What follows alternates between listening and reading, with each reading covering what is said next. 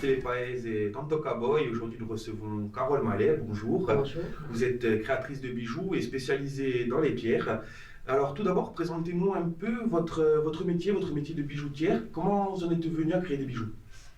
J'ai toujours un peu navigué dans les pierres et toujours un peu fabriqué des bijoux pour la famille, les amis, etc. Mais je travaillais en parallèle un métier alimentaire, je travaillais en restauration et en 2008, j'ai eu une année assez difficile et finalement je suis revenue aux pierres et j'ai décidé de changer complètement de métier. Alors, présentez-nous, je dirais, vos bijoux. Comment vous les concevez?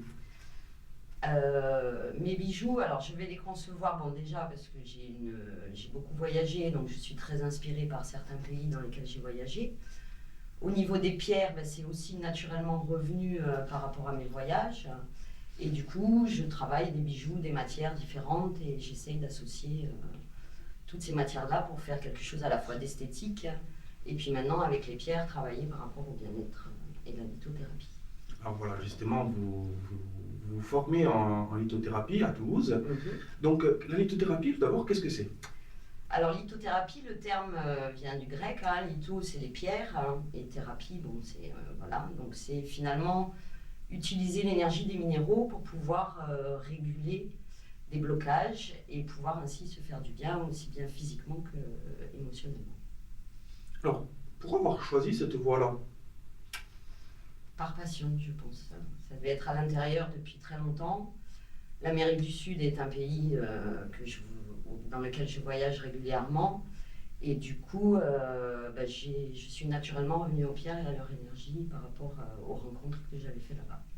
Alors, la lithothérapie, concrètement, comment ça se présente? J'ai envie de dire, on peut apparenter ça, je pense, à de l'acupuncture, un peu de médecine chinoise. Il y a quelques rapports avec ces médecines. Alors, c'est une médecine, je dirais, non conventionnelle, puisque ça ne fait pas partie des médecines classiques. On travaille beaucoup, enfin moi en formation, là, notamment, on fait un parallèle assez important avec la médecine chinoise. Donc, on travaille par rapport aux organes, par rapport aux énergies. Et la lithothérapie, elle va justement travailler à la fois sur l'émotionnel et sur le physique par rapport aux zones auxquelles elle correspond. On parle notamment de chakras, des méridiens. Voilà. Comment ça se présente finalement? Est-ce qu'il faut choisir la bonne pierre par rapport au bon chakra? Comment ça se passe? C'est pas toujours facile au départ, mais les pierres ont des correspondances. On a des couleurs, les chakras ont des couleurs.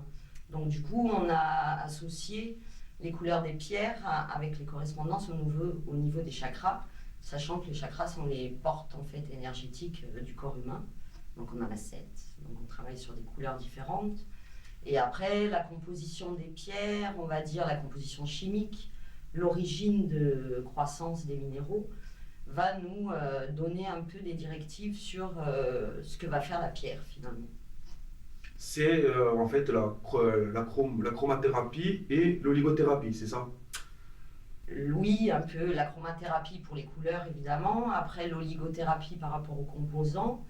On a des pierres qui vont avoir différentes origines, il y a des pierres qui sont magmatiques, donc qui vont sortir directement, remonter du centre de la Terre par mouvement d'énergie.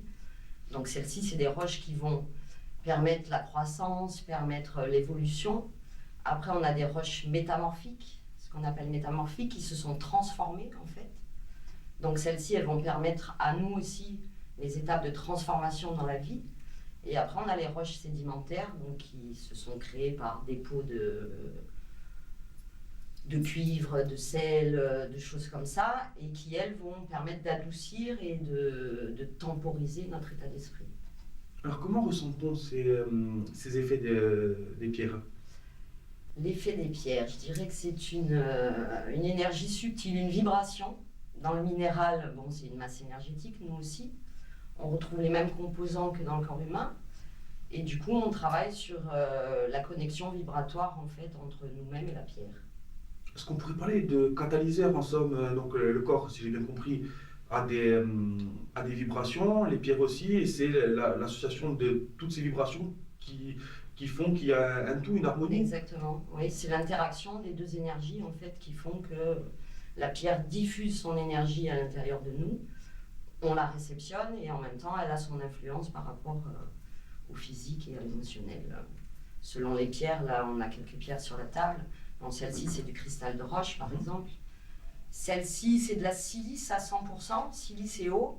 Donc c'est une pierre qui va travailler sur la mémoire et sur l'harmonisation globale du corps par exemple. Elle correspond elle à tous les chakras. Et on la retrouve notamment, enfin la silice est naturellement utilisée de nos jours maintenant pour tout ce qui est mémoire, ordinateur, téléphone, etc. Donc c'est une pierre qui renvoie à une harmonisation et une mémorisation de ce que l'on était avant d'être pollué par les informations, par tout ce qui est notre éducation et tout ce qu'on nous a appris, etc. Alors on va continuer avec ces pierres, donc présentez-nous-les, quels sont leurs effets, comment on les utilise. Alors, on va avoir cette pierre-là qui est une obsidienne.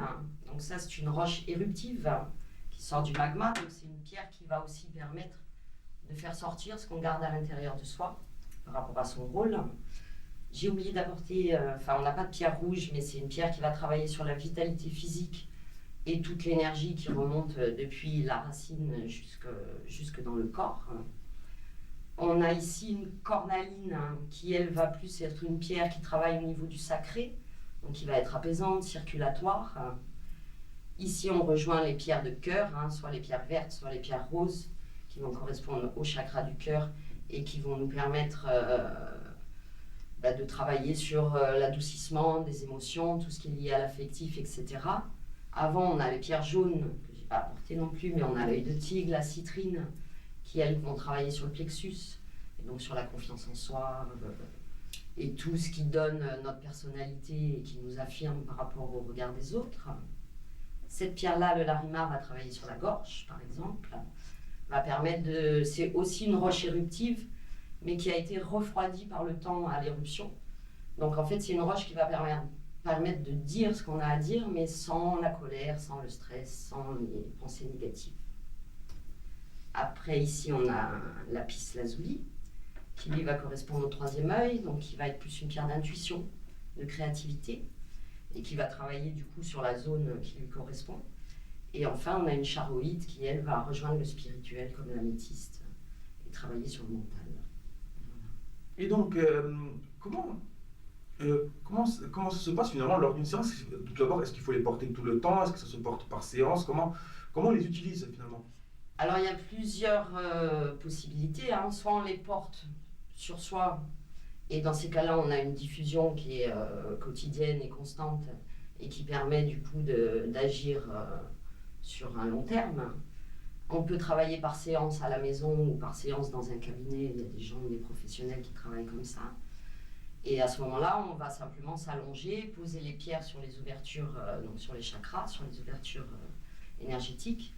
Et on va laisser parler son ressenti, aussi bien physique que les émotions qui nous viennent en tête, les images. On peut voyager en ayant une séance avec des pierres sur soi et retrouver des images du passé ou des choses comme ça, ou voyager sur d'autres choses aussi. Ça va assez loin, c'est quand même, on peut parler de médecine donc au point de vue du corps, mais c'est aussi, ça fait travailler l'esprit. On peut presque parler de psychologie finalement, puisqu'il y a des souvenirs qui reviennent. C'est quand même assez complet. C'est assez complet, c'est assez subtil aussi, parce qu'il faut se laisser aller finalement. Nous, on est conditionnés pour... on a un mental qui est souvent en suractivité, notamment dans nos pays occidentaux.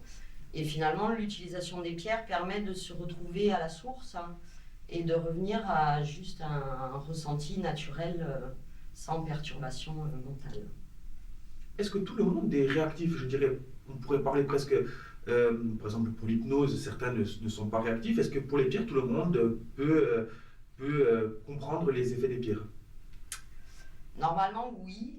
Après, moi je sais que je rencontre des fois des gens qui sont totalement réfractaires à l'idée de la lithothérapie, qui ne comprennent pas que ça puisse exister. Donc ces gens-là, en général, j'insiste pas et je veux surtout pas les convaincre, parce n'étant pas ouverts à cette hypothèse, ils vont eux-mêmes faire blocage, et du coup, ils vont interférer et bloquer quelque part l'énergie de la pierre, de par eux, leur blocage par rapport à ça. Donc c'est vraiment un laisser-aller, la lithothérapie. Et se laisser aller à ses émotions, à laisser ressortir ce qui navigue à l'intérieur de nous pour dénouer des petits blocages. Alors la lithothérapie dont on parle en ce moment, on peut imaginer, on pourrait parler d'une mode, mais c'est quand même quelque chose qui est antérieur à ça. C'est une médecine qui finalement est assez ancienne. Ah oui, oui, oui, complètement. On retrouve des pierres dans toutes les civilisations anciennes, hein. Bon, moi, je me suis surtout intéressée aux Incas, aux Mayas, etc. Donc, eux utilisaient les pierres, aussi bien pour fabriquer des ustensiles au quotidien, mais ils les utilisaient, eux, pour des prédictions, pour des réunions, pour des choses comme ça. On retrouve le lapis, qui était la pierre des pharaons aussi. Donc, on a vraiment une empreinte historique et très ancienne au niveau des minéraux. Alors, là, on a parlé beaucoup, on a parlé surtout des pierres, je dirais, à appliquer sur le corps, mais il existe d'autres manières de vivre la lithothérapie, j'ai envie de dire. Il y a aussi donc le système d'élixir, de pouvoir boire ces minéraux. Parlez-nous-en. Tout à fait. J'ai découvert ça il n'y a pas très longtemps pour des recherches que j'ai faites pour des clients par rapport aux bijoux. Effectivement, l'élixir, c'est une méthode. Alors, il y a deux choses différentes. Il y a l'eau de gemme et l'élixir. L'eau de gemme, on va faire tremper une pierre le soir dans un verre d'eau. Le matin, on va évidemment enlever la pierre et boire l'eau. Donc ça, c'est une eau de gemme. Et après, l'élixir se fait par une préparation. Il y a un mode de préparation très spécifique qui va être un mélange de poudre de minéraux avec, bon, il y a des élixirs avec alcool ou sans alcool, mais qui va être une vraie préparation et qu'on va prendre et utiliser comme une cure d'homéopathie, par exemple, au quotidien. L'avantage de l'élixir ou de l'eau de gemme, c'est quelque chose qui va agir directement de l'intérieur. Alors, on suppose qu'il faut quand même s'adresser à des personnes compétentes pour les Bien faire. sûr. Il faut toujours, j'ai envie de dire, suivre le bon dosage. Oui, et puis bon, l'eau de gemme, on peut la faire soi-même puisqu'on fait tremper une pierre dans l'eau. Après, tout ce qui est élixir, ce sont des choses qui sont brevetées, qui sont travaillées par des professionnels et des gens vraiment spécifiques dans ce domaine. Alors, il y a aussi, j'ai envie de dire, une nouvelle mode en ce moment, c'est-à-dire les pierres d'ornement, c'est-à-dire des pierres qu'on va mettre dans sa maison, dans sa chambre, pour en capter, je dirais, les effets. Est-ce que ça marche? Est-ce que la pierre à ce niveau, je dirais, vibratoire peut changer la vibration d'une maison et des habitants? Tout à fait. Tout à fait. Bon, ici, on a par exemple cette pierre-là, qui elle est plus une pierre de thérapeute, hein, la labradorite. Hein.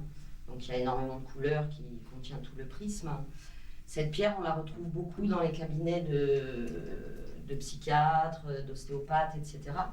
Parce que c'est une pierre qui va permettre à la personne, si elle est portée sur elle, de donner et de ne pas prendre l'énergie. Et en même temps, dans un cabinet, c'est justement, la pierre va absorber à la place du thérapeute l'énergie et les idées, les énergies négatives des gens qui vont être reçus, des patients en fait. Donc la pierre absorbe à sa place. Après, on retrouve dans des maisons la chrysocole qu'on va pouvoir poser dans une pièce à vivre, hein, qui va faire baisser la tension entre les discussions, au niveau des discussions entre les gens. En Afrique du Sud, on utilise l'œil de tigre à l'entrée des maisons pour chasser les énergies négatives et la malveillance. Donc les pierres, oui, ont vraiment une utilisation au quotidien. Un cristal de roche, il va harmoniser une maison au niveau énergétique, apaisement, harmonie, etc. Alors donc là, vous nous avez conseillé sur les pierres d'ornement, je dirais. Et apporter tous les jours, qu'est-ce que vous conseilleriez aux gens avec les maladies de la vie qu'on connaît aujourd'hui, le stress, le surmenage? Quelle serait la pierre finalement qui serait le plus utile à porter au jour le jour? Ça, c'est une réponse difficile parce que chaque personne est différente, chaque personne vit des choses différentes, hein, des traumatismes ou pas des traumatismes, mais je veux dire un stress différent. On a 4 stress différents dans le corps humain. Donc, un qui passe par le ventre, un qui se situe vraiment au plexus, pour en revenir à ce que je disais tout à l'heure sur la personnalité. On a le stress du cœur qui est lié à l'affectif. Et on a le stress du mental qui est une agitation, les problèmes pour dormir, etc. Donc là, on va vraiment intervenir avec des pierres totalement différentes finalement. Une pierre d'harmonie, on dira un cristal de roche, qui elle va harmoniser tout le corps. Mais le cristal de roche a à la fois une énergie très forte, donc ça peut perturber certaines personnes. Après, il y a des pierres qu'on donne aux enfants, d'autres qu'on ne peut pas leur donner. Les bébés, on leur donnera toujours, c'est connu, qu'on leur met un collier d'ambre autour du cou quand ils font les dents, parce que c'est une pierre qui va le renvoyer au plexus aussi, et qui va adoucir les douleurs à la fois de la poussée de dents, et en même temps apaiser le stress de l'enfant qui ne sait pas ce qui se passe finalement. Donc ça, c'est une pierre qu'on peut donner de tout petit jusqu'à des personnes âgées. C'est une pierre très apaisante, on va dire. Même si l'ambre n'est pas une pierre, c'est au départ un fossile, c'est de la résine, mais on l'apparente maintenant au minéraux. Alors, on a fait un peu le tour du monde de ces pierres. Et en Corse, quelles sont les pierres typiques, je dirais, les pierres présentes en Corse, majoritairement en Corse ou uniquement en Corse, qui ont ces bienfaits? Alors, en Corse, on retrouve un nombre infini de pierres. J'ai eu l'occasion l'année dernière, il y a un monsieur qui a écrit un livre qui s'appelle Les minéraux de Corse, justement, où il répertorie aussi bien les lieux d'extraction, enfin toute la richesse au niveau des minéraux. On retrouve en Corse de l'améthyste, on retrouve du péridote, on retrouve des obsidiennes. Après, spécifiquement, on a la corsite. D'ailleurs, on lui a donné ce nom-là parce qu'au départ, elle existait surtout en Corse, qui est aussi une diorite orbiculaire que finalement on a trouvée ailleurs. On a du verre doré qu'on appelle la smaragdite. Il y a une quantité infinie de pierres en Corse. Il y a de la pyrite, pas très loin d'ici, en Malaye. Et alors, finalement, on pourrait penser que chaque population est influencée par ces pierres. Quelles sont les dominantes, je dirais, des pierres corses? Alors le verre doré, ça va correspondre, on va l'apparenter aux pierres de cœur, parce qu'il contient énormément de verre, comme le dit son nom. Donc ça va être une pierre adoucissante, c'est une pierre qui était porte-bonheur, sans vouloir dire de bêtises, mais je crois que c'était une pierre qui accompagnait les bergers, les gens en montagne, parce que ça leur apportait une certaine sécurité en fait. Mais je ne veux pas dire de bêtises encore une fois. Et après, on peut utiliser pas mal de minéraux. En Corse, les sites sont souvent fermés, donc c'est difficilement accessible pour avoir ces pierres-là, à moins de connaître quelqu'un. Donc après, au niveau énergétique, j'ai pas énormément d'informations sur les propriétés spécifiquement des pierres corses. Alors, et pour en revenir, je dirais, à la pratique de la lithothérapie, combien êtes-vous en Corse? Comment peut-on évaluer la pratique de la lithothérapie, je dirais, en Corse? Je connais pas mal de gens qui travaillent avec les minéraux, que ce soit des énergéticiens, des ostéopathes qui ont des minéraux dans leur cabinet, des lithothérapeutes propres vraiment, j'ai pas eu l'occasion d'en rencontrer, mais il y a beaucoup de gens qui travaillent sur les énergies. Les gens reviennent à la nature et au naturel, on revient sur l'utilisation des plantes, on revient sur l'utilisation des minéraux, et du coup le cercle s'agrandit finalement. Tout ce qui est énergie un petit peu alternative, médecine alternative. Et effectivement, on rencontre des gens tous les jours qui sont intéressés. Et je rencontre beaucoup de Corses, mais en tant que clients, qui effectivement connaissent les pierres, reviennent aux pierres et les utilisent au quotidien. Et alors pour ces pierres, que ce soit corse ou d'ailleurs, de toute façon, comment ça se passe? Est-ce qu'on peut ramasser nous-mêmes nos pierres, ou est-ce qu'il y a un travail à faire? Est-ce qu'il faut les polir d'une certaine façon? Comment on peut utiliser ces pierres? Les minéraux, alors on peut les utiliser, ils ont leur énergie, qu'ils soient bruts ou polis finalement. Donc après, quand on les ramasse comme ça dans la nature, c'est bien de les nettoyer pour enlever tous les dépôts qu'il peut y avoir dessus. Le polissage, lui, va plus donner, on va chercher justement au cœur de la pierre, on va enlever tout ce qui est brèche, fissure, etc. Donc on va retourner vraiment à l'intérieur de la matière. Donc ça va permettre justement d'enlever tout ce qui s'est déposé dessus et qui peut parasiter l'énergie. Mais on peut utiliser des pierres brutes. Le cristal de roche est une pierre qui est souvent brute et qu'on polit, à part pour les bijoux, mais que sinon qu'on garde en cristaux comme ça, et qui a une très forte énergie. Et on l'utilise de cette façon-là. Alors, donc vous faites une formation, et on revient sur cette formation. Comment se forme justement à la lithothérapie, pardon? On se forme par beaucoup de pratiques, bon, beaucoup de théories parce qu'on apprend au départ la composition des pierres, comment elles sont, si c'est des roches éruptives, métamorphiques, comme je disais tout à l'heure, la composition physique, la composition chimique, la dureté. Tout ça va donner une importance et une différence sur l'énergie de la pierre. Et après, on se forme par beaucoup de pratiques et de ressentis sur soi-même en fait. On est souvent en exercice allongé avec telle et telle pierre et on exprime notre ressenti en fin de séance et du coup on avance déjà sur soi-même avant de pouvoir avancer sur les autres et du coup ça nous permet de régler aussi des petites choses qu'on pensait avoir réglées et qui finalement reviennent en pratiquant pendant la formation. Et il existe donc un diplôme à la fin de cette formation? À la fin de la formation, alors moi je fais une formation en 4 modules là je pars pour le 3e module au mois de juillet. Le 4e module est effectivement plus axé sur les gens qui veulent vraiment ouvrir un cabinet de lithothérapeute. Moi pour l'instant, bon, je suis surtout dans les bijoux et c'est un peu ce qui me passionne, accompagner les gens aussi, mais par l'intermédiaire du fait de créer des bijoux et de faire quelque chose d'esthétique en même temps. Je ne sais pas encore si j'aurai envie après d'ouvrir un cabinet et de faire purement de la lithothérapie, ça on verra par la suite. Alors justement, de quelle manière ça a changé votre façon de créer vos bijoux? Je me laisse énormément inspirer par la pierre maintenant. Depuis cette année, j'ai la chance, j'ai acheté du matériel pour pouvoir polir moi-même les pierres, que je n'avais pas avant, donc j'ai acheté des pierres déjà polies. Donc maintenant je travaille la matière et du coup c'est la pierre qui me guide en fait, finalement souvent. Alors on va parler un petit peu aussi des liens entre la lithothérapie et la médecine traditionnelle. Quels sont les liens entre ces deux médecines finalement? Le but c'est le bien-être quand même au départ.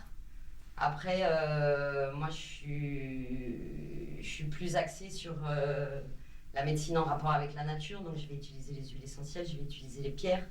Je ne suis pas quelqu'un qui va souvent chez le médecin.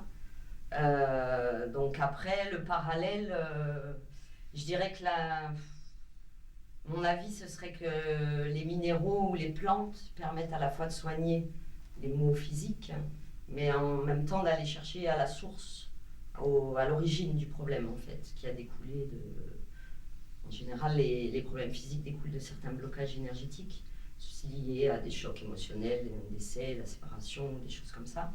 Et du coup, le minéral, il permet à la fois de travailler sur la résultante et sur l'origine du problème. Je dirais que la médecine traditionnelle va soigner surtout tous les maux physiques, mais après, est-ce qu'on déplace le problème ou est-ce qu'on va vraiment chercher au fond? Je ne sais pas. Alors même s'il ne faut pas confondre, finalement, la médecine traditionnelle a fait un pas vers les minéraux. On utilise déjà des minéraux dans la préparation de certains médicaments. Donc, effectivement, ce ne sont pas toutes les pierres utilisées en lithothérapie, mais il y a quand même des liens. Il y a quand même, la médecine a quand même réussi à prouver certains effets des minéraux, notamment lors de l'absorption de médicaments. Bien sûr, oui, oui, oui. Je pense qu'on a tout est là hein, pour le bien-être et pour faire. Donc après, il faut utiliser tout ce qui est possible pour pouvoir arriver à de bons résultats. Alors maintenant, pour la dernière question, comment voyez-vous et l'avenir de la lithothérapie et le vôtre finalement, maintenant que vous êtes en passe de finir votre formation, quel est votre avenir, quel est l'avenir de la lithothérapie en Corse, quel est l'avenir de la lithothérapie en général? L'avenir de la lithothérapie en général, bon, je pense que c'est quelque chose qui se développe quand même, puisque les gens reviennent, comme je disais, au naturel. Et l'important, c'est de se reconnecter. Moi, je dis toujours et souvent, on a tout dans la nature. Hein. Au départ, elle est parfaitement bien organisée. Seulement, on s'en est un peu éloigné. Et du coup, c'est bien de se reconnecter avec elle et de prendre ce qu'elle a à nous offrir, justement, pour notre bien-être à nous. Parce que finalement, on fait partie quand même d'un ensemble. Et le but, c'est que tout fonctionne bien. Merci Carole Mallet. Merci à vous. Ces explications nous ont enrichi et nous comprenons mieux maintenant la lithothérapie. Et quant à nous, nous nous retrouvons très prochainement pour un nouveau Talk à Boy. Au revoir.